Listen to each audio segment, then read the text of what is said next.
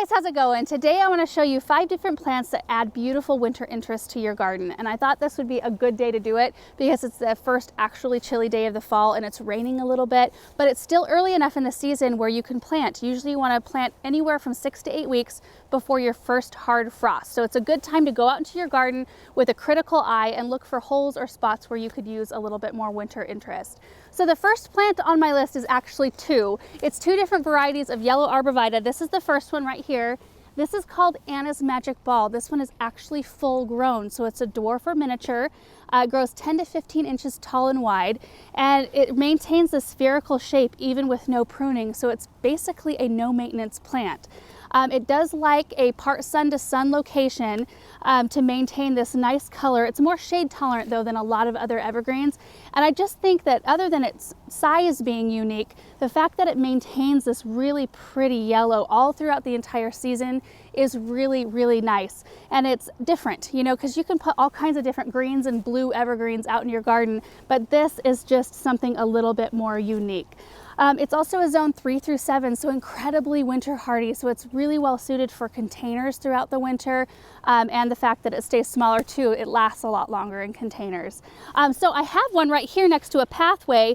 Those of you guys who've been watching our videos know that we just had a bunch of oak trees removed along this area here. I did not have enough room when the oak tree was here to put another one here, but now you can just like visually add another one over here, and won't that be beautiful? I think that they're just so great to flank a pathway in containers tucked into a flower bed, and then once your perennials and annuals start to fade out for the winter, you'll still have this beautiful thing to look at through the winter months.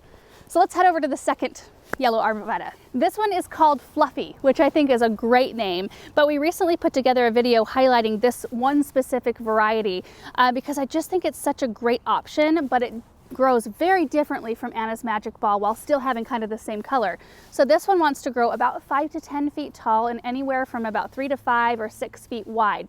So it's definitely a much bigger specimen, but we all have different yard situations in different areas, and so having multiple different options of mature sizes is really nice. And this one just has that ferny, wispy texture. It's really soft, it smells really good.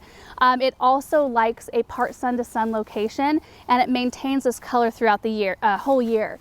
So this one is not quite as winter hardy as Anna's Magic Ball. This one's a zone 5 through 8. And I'm really looking forward to seeing how this one fills up this space right here. I think it looks especially pretty up against this Wicked Witch Coleus. I think this might have to be a repeat plant because I like the contrast that we have going on right here. Number 2 is this little guy right here. This is a Gembox Inkberry Holly, which at first glance looks an awful lot like a boxwood, which I think is why I like it so much, because I'm a huge boxwood fan. But if you live in an area that deals with boxwood blight or other issues plaguing your boxwood, this is a really good alternative. They grow in kind of a nice round shape. They grow about 2 to 3 feet tall and wide, so they're excellent for hedging. When they flush new growth in the spring, the tips are red, so it gives you a little interest that way. Now these are a zone 5 through 9. So for us who are gardening in a zone 5, it is a little bit riskier to put them in a container and expect them to winter over. So it's something that I'm always mindful of. If the temperature drops to a cold enough temperature, I'll either move it to our greenhouse or move it in closer to the house where it's a little bit more protected. These do prefer a moist soil that's a little bit more on the acidic side. Now here in Eastern Oregon, we're very high alkaline on the pH scale, so it's actually best for us to put them in containers because I can control the pH level in containers a lot easier than I can in the landscape. I also have 2 of these I planted up in urns earlier on this spring I wanted to show you. So let's head out to the pergola. So this is a little bit of a shadier spot. Right above this pergola, we've got juniper branches, and then the whole pergola is kind of covered with Virginia creeper, and it's beautiful, but I have to have evergreens that can handle just a little bit more shade, which the Gembox can do part sun to sun, and they've done pretty well under here. I wasn't sure what to expect, but I mean, look at this. This Gembox is like the perfect little spherical shape right here in the center of this container, and I kind of wanted that. I didn't want anything really tall because I didn't want anything to obstruct the view to the house, which I really like from this angle. I've got some goldchild ivy and pansies planted around the base of it, and I just think they're the perfect size. So this one right here started out a little smaller than that one over there, and it has filled in. It has a little bit of catching up yet to do to catch up with that one, but overall they've done great here. So now the other 3 plants I want to talk to you about are in the greenhouse, so we'll head that way. Number 3 is the Celtic Pride Siberian Cypress, and I was so excited to get my hands on one of these because I've been wanting to plant one and try one in my garden for a while now, and I got one small enough that I could use it in this container for the winter time and then pop it out into my landscape. And I love to do that, kind of multi-purpose my plants. And you kind of like, when you initially look at this plant, you see how like ferny and delicate the foliage looks, and you think, oh, this is not going to be very winter hardy, it's going to get tip dieback, but it's actually a zone 2 through 7. Like, that's one of the hardier evergreens I think I have here on my property, and it doesn't get the tip dieback like a lot of other evergreens that look like this. So I'm really excited about that.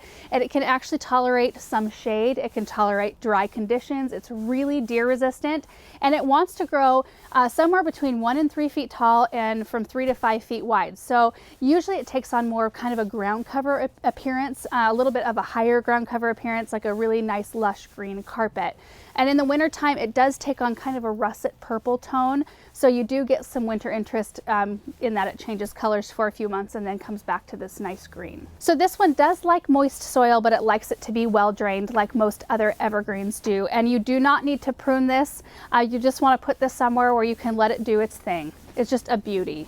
Number 4 on my list is the Berry Poppins Winterberry Holly, and I have talked about this plant numerous times because I usually am able to get a hold of a few branches for holiday projects, but I've yet to plant some in my own yard. So I got a hold of 3 of these, and I'm going to be planting them somewhere near our house. I haven't decided exactly where yet, but I want them to be in a spot where I can see them from a window that I'm nearby a lot, because I really want to enjoy these to the fullest, because I mean, they are so beautiful. They are a deciduous shrub, so all of the green leaves will go away, but it actually makes this a little bit more impactful, I think. They usually have a really heavy set of red berries, like you can see right here, and imagine this plant at its more mature size of 3 to 4 feet tall and wide, full of these red berries. It's going to be glorious.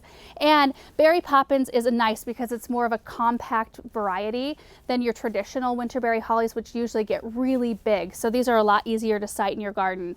The thing about these though is you do have to have a male pollinating variety. So this one right here is called Mr. Poppins.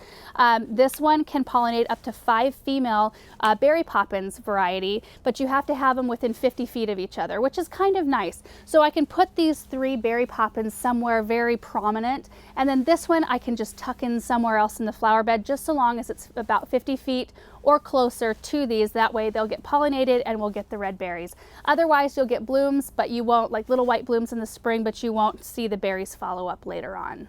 These are a zone 3 through 9. They attract birds and are resistant to deer. One thing you do want to think about is if you do have pets that like to eat on your plants, this is not one you'll want to put in your yard because they are toxic. And I don't know if it takes a lot of them or a little of them to make a difference, but it's probably not something that you want to risk. And one other thing about these is that they're really great for wet spots in your garden. So if you have problem areas that are in a part sun to sun location, these would be great because they adapt really well to that, and it doesn't matter if it's light soil or heavy soil, they just seem to like that sort of situation. So when I put them in our flower beds, I'm going to make sure to put extra drip irrigation run to these so that they stay really happy. And the last one, number 5 on my list, is a juniper called Gin Fizz. Junipers are one of the very few native plants for our area. They're the one that you can put in the ground and they just do well. They thrive and they grow fairly quickly. So I'm really excited to watch this one grow. This one gets about 10 to 18 feet tall, 7 to 10 feet wide. So this is one of the larger plants that I'm showing to you today, even though right now it's in this small can, so it's obviously a little baby plant, but as it grows, it'll take on more of a pyramidal shape, and it's just a very thick, striking appearance in the garden, and it gets a very heavy crop of kind of bluish green juniper berries. So you get a lot of interest, and I love to use these, especially when they have berries on them, in decorating projects around the holidays. They're just so versatile. They do attract birds and they resist deer, and they are a zone 4 through 8. It likes a spot with full sun and a spot where you can let it grow to its full size. That way it eliminates the need for you to prune on it, which typically these do not need to be pruned. In fact, you don't want to prune into their woody growth, like down into this stuff right here, because it can take them quite a long time to recover from cuts like that. So just give it the space it needs. I just feel like these are a really great, even just single specimen plant in the back of a border, or a really great one for hedging or screening purposes. And I really just think the color is beautiful. It's kind of like a deep green with more chartreuse green tips. So that's it. That's my list of 5 plants for winter interest. I hope you enjoyed seeing all of these different plants. I always love to learn about new stuff and incorporate them into my garden. It's fun to keep our spaces fresh and different and changing and looking beautiful all the time. So thank you guys so much for watching this video, and we will see you in the next one. Bye.